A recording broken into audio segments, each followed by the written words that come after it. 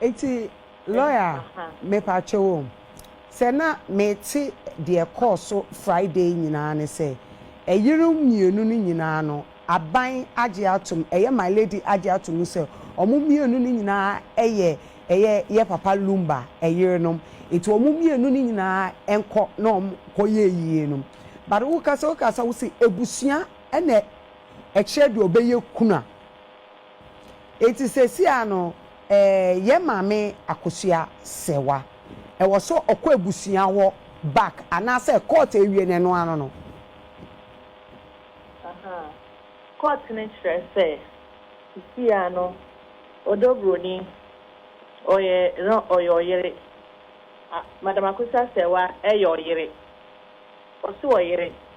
nanso eba ne kuna yo asema eye busuapeni eno ye busuapeni ni tumi a ode obetred ni obeye kuna but in this situation no busuapeni no mpa in law ne kwan ma ne ye kuna depending on relationship or ne omowo etisi ano no kire madam akusa say nye sisi nyina ntinka madam akusa onko abusua no ho nonkopa abusua furniture acho wacho abusua so banso no be facho wa womun tie na sopem na omu nyina ntumi ye kuna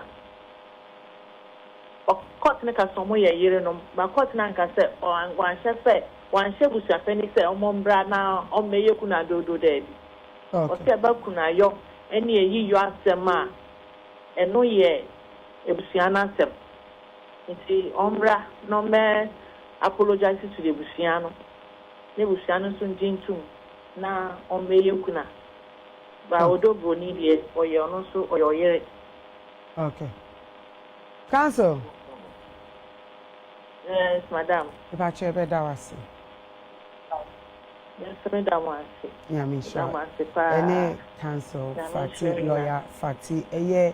ye papa ebusia pen Kofi Wusu